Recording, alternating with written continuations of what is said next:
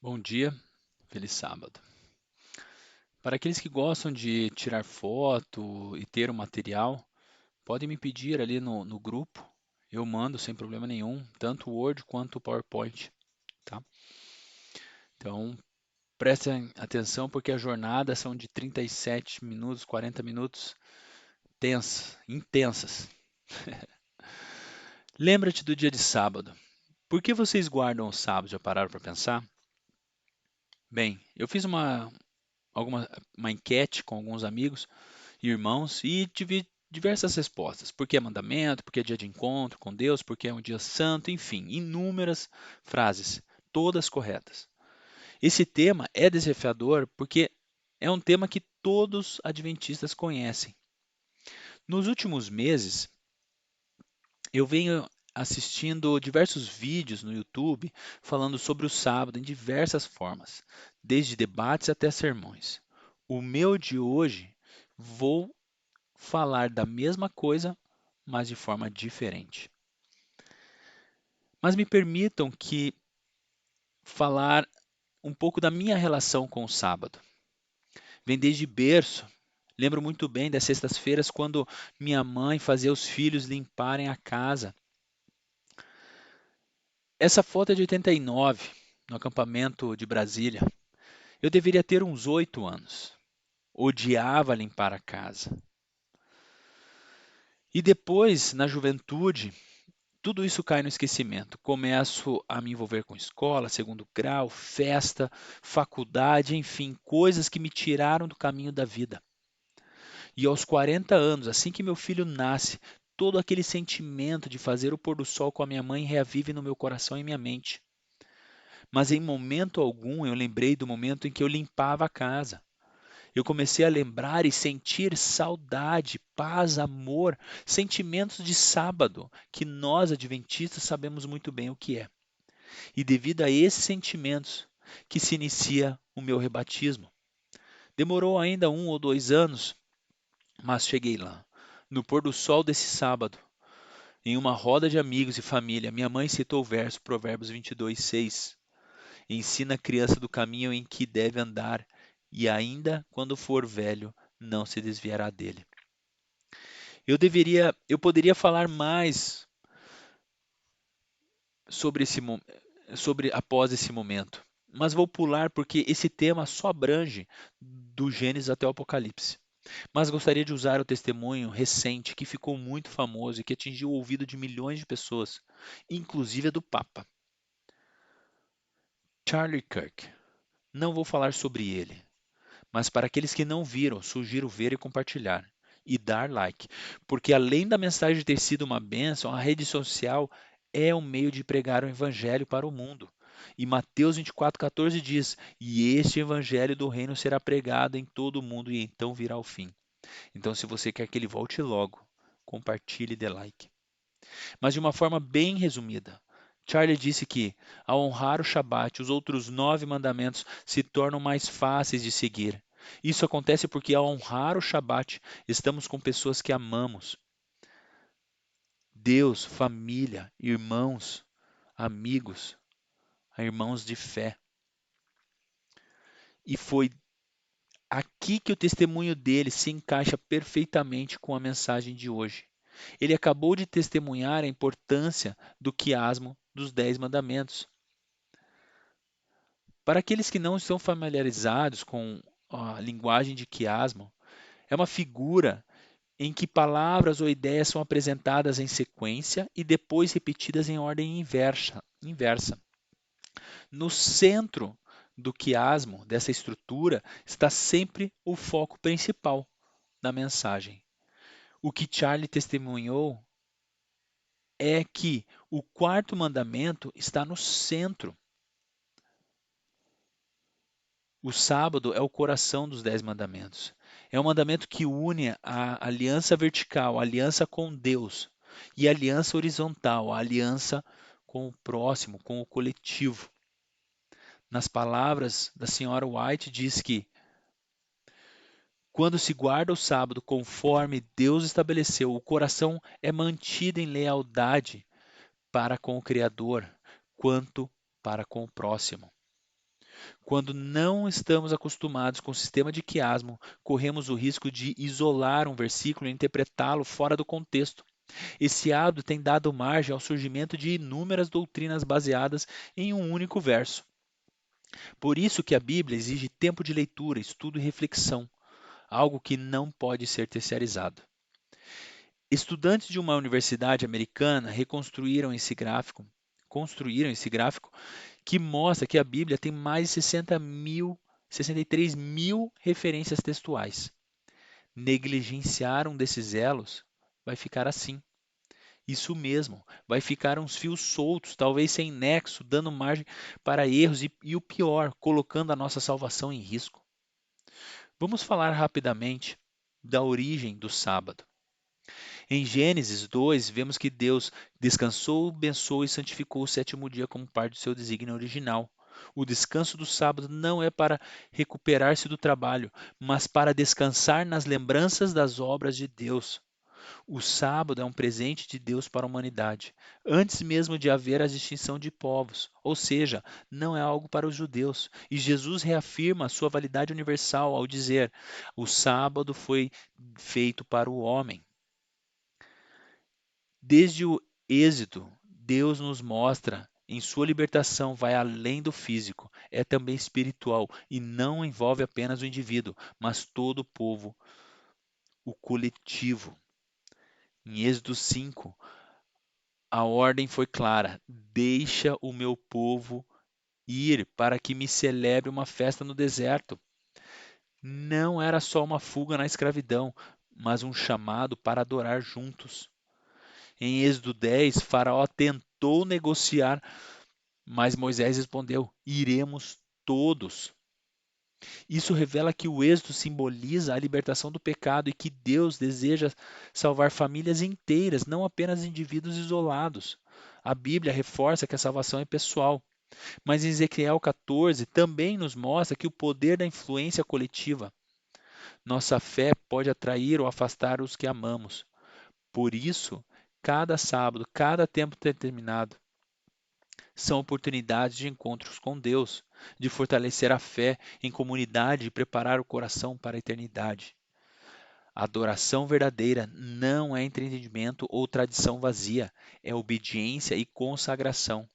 Assim como a parábola das 10 virgens em Mateus 25 nos alerta sobre a necessidade de vigilância e preparo, esses tempos determinados são oportunidades de vigilância, de preparo e de adoração genuína que impacta toda a comunidade. Quando pensamos em livro de Levíticos, muitos lembram apenas de regras e rituais, mas por trás dele está uma das maiores perguntas da fé: como um povo pecador pode se relacionar com um Deus santo? O livro começa após a queda do Sinai. A glória de Deus encheu o tabernáculo, mas até Moisés não pode entrar. O pecado separava o homem da presença divina. É aí que o livro de Levítico surge, não como lei fria, mas um manual de reconciliação, mostrando o caminho para que o povo viva diante do Deus Santo sem ser destruído.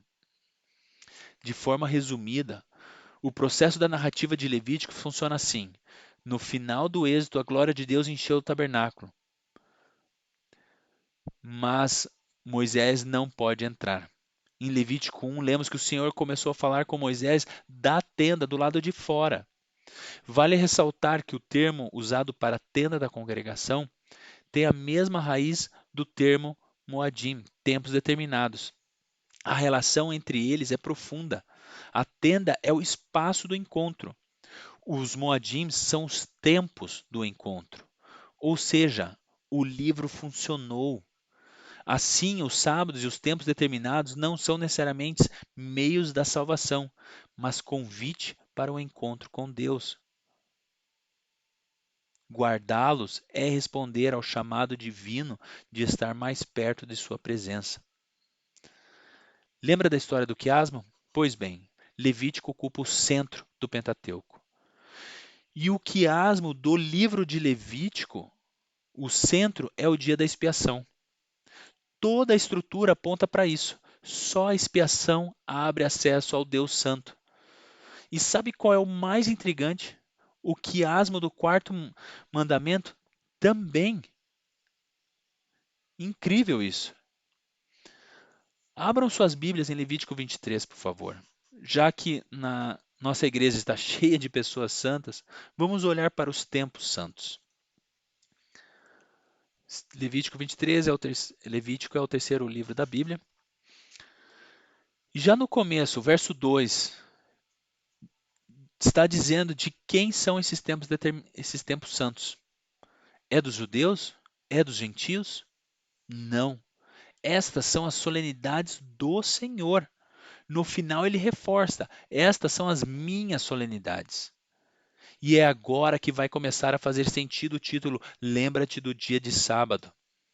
Mas notem que no verso 3, o mandamento não começa mais com lembra-te. O lembra-te era para aqueles que tinham esquecido por causa da opressão do império. Agora esse povo já são considerados um povo livre. Trazendo para os dias de hoje, aqueles que estão fora da igreja é lembra-te. Mas agora, já batizados, já convencidos e convertidos, não tem mais lembra-te. Agora a frase é: sábado do Senhor é em todas as vossas habitações. Usando as palavras de Isaías 58, 13 e 14, o sábado é uma delícia, é deleitoso. Ou seja, por que você não teria em todas as vossas habitações? Vamos voltar a falar do quiasmo. O quiasmo das festas de Levítico 23, que também nos mostra que tudo converge para o Yom Kippur. Ele é o clímax teológico do calendário bíblico. Veja que o centro do quiasmo temos os tempos determinados referentes às últimas vindas do Messias. Primeiro se anuncia as trombetas, depois se purifica a expiação e só então se celebra tabernáculos, é só então que você mora com ele. Dentro desse capítulo, há inúmeros termos muito interessantes e que requer tempos de estudos. Vou passar rapidamente em alguns deles. Em resumo, os Shabatotes é uma referência a todos os sábados, seja ele semanal ou anual. Shabat, Shabaton, tratam do descanso solene. A dimensão aqui é pessoal. Você precisa cessar o trabalho e marcar o dia como separado para Deus. E o que mais me chama a atenção, a união dos dois termos, Shabat e Shabaton, que deveria ser traduzido como sábado dos sábados, só se vê no dia da expiação. Esse é o mais enfático de todos os sábados cerimoniais. Santa Convocação trata da convocação no coletivo. A diferença dos dois termos aqui são: nenhuma obra servil fareis é a proibição menos abrangente, mas proíbe serviços produtivos como trabalho, faculdade, mas é a mais moderada, própria para dias de festas como Páscoa, Pentecostes, trombetas e tabernáculos. Nenhuma obra fareis é a proibição absoluta, nenhum tipo de trabalho deveria ser realizado. É a forma mais rigorosa da lei do descanso, usado para o sábado semanal e o dia da expiação. Quando há uma combinação entre santa convocação e nenhuma obra servil fareis, isso é um sábado, só que com menos restrição. Ou seja, todas essas festas são consideradas shabats. O termo estatuto perpétuo é bem interessante e me coloca uma pulga atrás da orelha. O estatuto perpétuo, para mim, reforça que esses ritos não eram temporários ou opcionais, mas instituídos para todas as gerações. Se compararmos o uso dos termos nenhuma obra fareis e estatuto perpétuo, podemos dizer que nenhuma obra fareis regula a conduta humana naquele momento, enquanto o estatuto perpétuo regula a continuidade da prática de geração em geração. Ou seja, um protege a santidade do momento e o outro protege a santidade da tradição. O termo afligir, este só aparece para o dia da expiação e tem punição. Verso 29. Toda pessoa que não se afligir nesse dia será eliminado do seu povo. Não afligir a alma entendia-se como exclusão da comunidade ou até morte antecipada. Verso 30: toda pessoa que fizer qualquer trabalho nesse dia, eu a destruirei do meio do seu povo. Trabalho nesse dia, destruição direta por Deus. Mas se acalmem, porque há também punições para os outros tempos determinados, mas não foram citados em Levítico 23. Ou seja, violar os tempos determinados era tão grave quanto quebrar outras leis cerimoniais. O Yom Kippur, o dia da expiação, é o dia mais sagrado do calendário. A Bíblia chama-o de sábado dos sábados, mais solene até do que o sábado semanal. Em Israel, tudo para nesse dia. Ruas vazias, comércio fechado, jejum rigoroso de 25 horas. É um momento de reflexão e reconciliação onde a tradição ensina que os céus estão abertos. Este período não é isolado. Começa com Rosh Hashanah e se estende por 10 dias de autoexame, quando cada pessoa busca reparar erros e pedir perdão ao próximo antes de se apresentar diante de Deus. Exatamente como os mandamentos ensinam: amor a Deus e amor ao próximo. E aqui surge a pergunta: se no juízo nosso advogado interceder, o que poderá dizer em nossa defesa se não buscarmos perdão ou não restituirmos o que fizemos de errado? O Yom Kippur nos convida a esse sério autoexame, a viver de forma reconciliada com Deus e com o próximo, com as pessoas, com o coletivo. E para nós, a Igreja Adventista, não há como esquecer do querido e ao mesmo tempo doloroso dia do desapontamento em 1844. Essa data coincide exatamente com Yom Kippur no calendário judaico, o dia mais solene do ano da Bíblia. E foi nesse marco profético que nossa igreja nasceu e herdou o espírito de profecia. O que parecia ser apenas uma decepção para os pioneiros do movimento milerita, na verdade revelou-se como um divisor de águas no plano de Deus, o início do juízo investigativo no santuário celestial. Em 1844 foi de tão importância decisiva não apenas para o nosso povo, o povo de Deus, mas para todo o mundo espiritual. Foi nesse período que testemunhamos um grande reavivamento espiritual, unindo homens e mulheres de diferentes denominações cristãs em torno do estudo das profecias. Isso não foi exclusivo da Igreja Adventista, teve esse reavivamento em diversos países pelo mundo. O nascimento do remanescente profético, identificado em Apocalipse 12, 17, como aquele que guardam os mandamentos de Deus e tem o testemunho de Jesus. O nascimento, o surgimento de forças contrárias a essas mensagens. Movimentos e ideologias que se levantaram contra as doutrinas do santuário, da lei e da volta iminente de Jesus, como um claro reflexo do conflito cósmico, também aconteceu nesse período. Assim, o Yom Kippur histórico de Israel encontra seu paralelo profético com o Yom Kippur de 1844, um chamado solene à expiação, ao juízo, ao arrependimento e à restauração.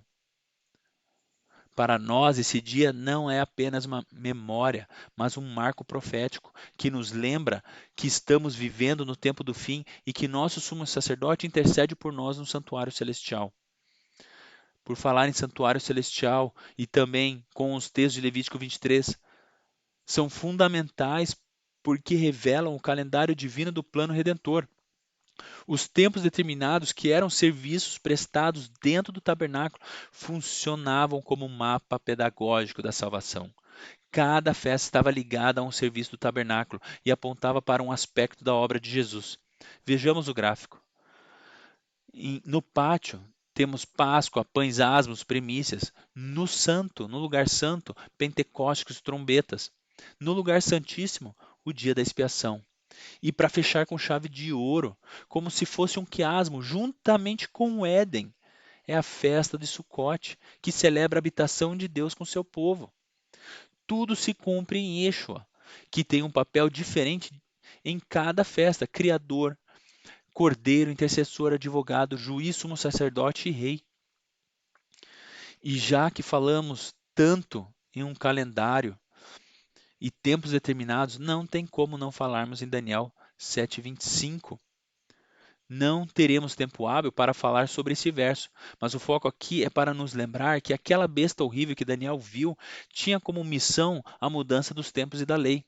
A mudança dos tempos e da lei, como tudo na vida, foi um processo ao longo da história. Vamos recapitular rapidamente essa história. Logo nos primeiros séculos, o Império Romano misturou práticas cristãs com costumes pagãos, alterando os tempos determinados por Deus. Antes de Nicéia, a Páscoa era celebrada junto com a Pessa. No concílio, decidiu-se fixá-la no domingo e introduziu o domingo como dia da adoração, iniciando a substituição do Shabat. Não sei se vocês perceberam, mas só neste concílio eles conseguiram descaracterizar a peça, pães asmos, premissas e o principal de todos, o sábado como o dia do Senhor. Um verdadeiro genocídio de encontros divinos. Gostaria de enfatizar que respeito muito a decisão e a crença dos católicos e todos aqueles que seguem essa doutrina. Eu tenho amigos e familiares que amo de paixão que seguem essa doutrina. E também não estou dizendo que essas pessoas não serão salvas. Porém, eu só não entendo quando vou conversar com essas pessoas e elas dizem que também seguem sola a Escritura. Mas não acaba por aí. Em 1585, com a bula papal Intergravíssima, uma bula papal, para aqueles que não sabem, é um decreto ou um documento oficial emitido pelo Papa, sob o domínio do Papa Gregório XIII, que instituiu um novo calendário gregoriano para corrigir o atraso acumulado de outro calendário, o calendário juliano. Pulou-se 10 dias para ajustar a contagem e hoje é mundialmente difundido. A mudança dos tempos e da lei, profetizada em Daniel, nos desconecta do calendário divino com os tempos determinados, que funcionava e ainda funciona como um mapa pedagógico da salvação que nos ensina as vindas do Messias e o seu plano redentor. A visão bíblica do céu não é de um estado estático, imóvel e sem sentido de tempo, mas de uma existência contínua, progressiva e dinâmica. A eternidade descrita na Bíblia é marcada por ciclos de vida, serviços, crescimento e adoração que se desenvolvem em plena harmonia com Deus. Passagens como Isaías 66 e Apocalipse 22 confirmam que haverá tempo na eternidade, mas um tempo pleno, sem dor, morte ou envelhecimento. Em Isaías 66, a expressão usada no hebraico de uma, transmite a ideia de regularidade, repetição contínua. Algumas traduções colocam a palavra festa, por alguns motivos: sentido cultural, sentido, interpretação litúrgica e ênfase na prática comunitária. Ou seja, o hebraico não traz a palavra festa, porém os tradutores também entenderam a importância do coletivo, pois estão falando sobre outro Shabat. Por falar nisso, vemos também que o Shabat continuará sendo o dia de adoração universal no reino de Deus e afirma que toda a carne, isto é, judeus e gentios, comparecerá diante do Senhor no sábado. Isso demonstra novamente que o sábado nunca foi exclusivo de Israel, mas sempre fez parte do propósito de Deus para toda a humanidade. Se fosse algo temporário, por que Isaías apontaria o Shabat como prática de adoração no novo céu e na nova terra? Isso demonstra que o Shabat está intrinsecamente ligado ao caráter eterno de Deus. Se após a obra redentora de Jesus, do Messias, ou seja, após a primeira vinda, a profecia aponta para o sábado como tempo de adoração universal, por que haveria de existir outro dia diferente? E agora a pergunta do milhão: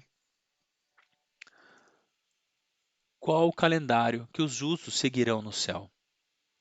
Desde o Éden, em Gênesis, até a Nova Jerusalém, em Apocalipse, Deus ordena o tempo como propósito. Dia, semana, mês e ano não são apenas medidas naturais, são estruturas espirituais criadas para nos ensinar sobre ele e seu plano redentor. Em Apocalipse, o tempo não desaparece, mas é redimido, glorificado e plenamente restaurado para adoração contínua. Isso significa que Deus projetou o tempo para ser cíclico, santo e funcional, e não para por aí. As estações do ano também foram utilizadas como método pedagógico. Essa perspectiva dos tempos determinados, divididos por estação, é tão importante quanto as outras abordagens, como a do quiasmo ou a dos serviços do tabernáculo. Se o povo do primeiro século tivesse essa perspectiva em mente, onde as festas da primavera se referem à primeira vinda do Messias e as festas de outono ao retorno dele, eles entenderiam naquele momento o que Jesus representava. Uma vez perguntaram a Jesus qual seria o maior de todos os mandamentos. A resposta talvez vocês já conheçam, melhor do que eu. Amarás o Senhor teu Deus de todo o teu coração e de toda a tua alma e de todo o teu pensamento. E o segundo é semelhante a esse: amarás o teu próximo como a ti mesmo. Depois desses dois mandamentos, dependem toda a lei e os profetas. Em sua resposta, Jesus revela as três dimensões do amor: amor a Deus, amor ao próximo e amor a si mesmo. O que é mais impressionante é que nos Dez Mandamentos, a única referência direta a esse amor tridimensional que, que encontramos ocorre na lei do sábado, no quarto mandamento. O sétimo é o dia do sábado do Senhor, teu Deus, amor a Deus. Não farás nenhum trabalho, nem tu, amor a si mesmo, nem os filhos, servos, animais e forasteiros, amor ao próximo. Esse amor tridimensional está extremamente alinhado com o que vimos em Êxodo 10, onde Moisés e Arão negociavam com Faraó a libertação do povo. Faraó tenta limitar a saída, mas Moisés responde firmemente: iremos com todos. Percebeu também a importância dos tempos determinados, que sempre pede uma santa convocação de toda a congregação, e nenhuma obra servil fareis? Não é individual, é no coletivo. No meu ponto de vista, é óbvio que Jesus participou de alguma forma dessas festas bíblicas regularmente, como todo judeu piedoso. Tanto as festas de Levítico 23 quanto as festas judaicas, tais como a de Hanukkah, citada em João 22, 10, 22 a 23. Deus planejou tudo de forma didática, com um propósito lógico nas estações, climas e colheitas, tudo apontando para eventos no passado, ensinos no presente e uma esperança escatológica para o futuro. Por mais que em alguns casos não há relato direto de Jesus celebrando, o ponto aqui não é o que eu acho e se ele celebrou ou não. O ponto aqui é falar dos enganos que aconteceram por falta da compreensão correta desse tema. Houve engano do povo, houve engano dos líderes e também houve engano dos escolhidos. Vejamos exemplos. Em Mateus 17,4, a transfiguração de Pedro, ao ver Jesus, Moisés e Elias, sugeriu construir três tendas.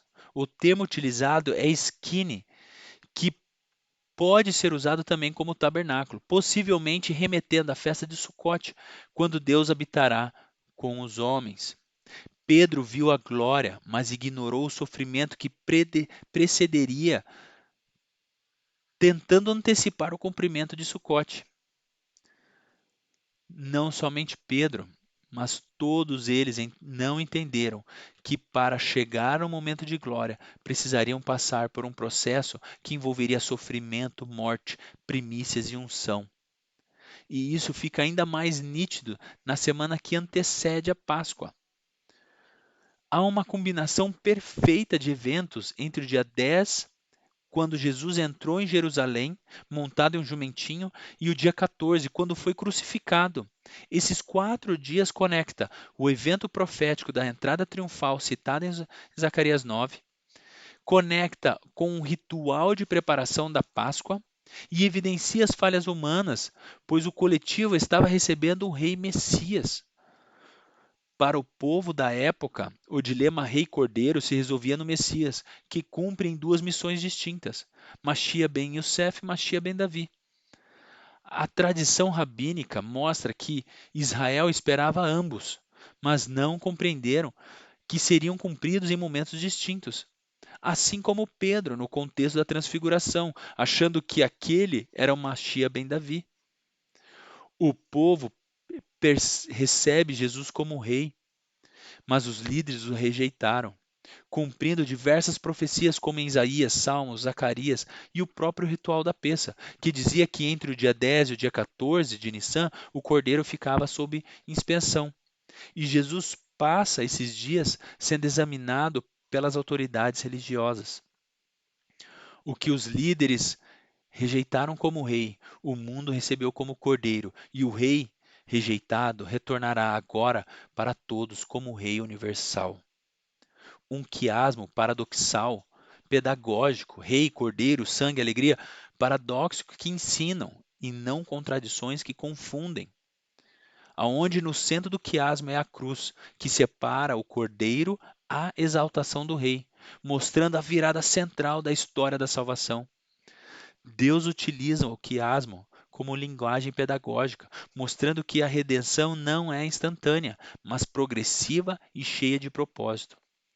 O contraste entre Peça, início doloroso, e Sucote, fim alegre, ensina que a salvação se realiza em etapas, transformando dor em alegria.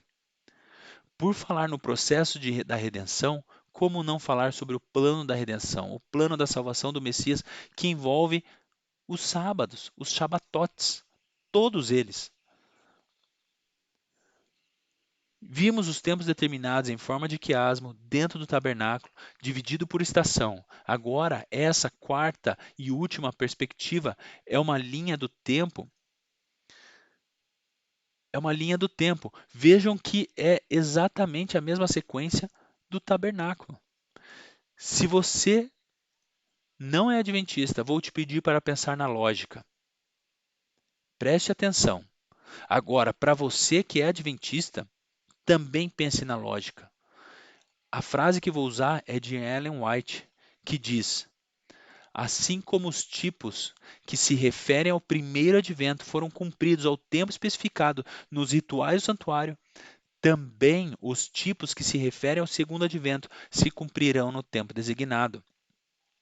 Em outras palavras, Jesus, o Cordeiro, foi morto exatamente na Páscoa. Jesus descansou no túmulo no sábado solene, cumprindo o descanso do pão sem fermento. Jesus ressuscitou com as primícias dos que dormem. E o Espírito Santo foi derramado no dia de Pentecostes, inaugurando o ministério do Messias no tabernáculo celestial. Portanto, a lógica é: se o Messias cumpriu à risca as festas da primavera em sua primeira vinda, ele também cumprirá à risca as festas do outono nas suas próximas vindas.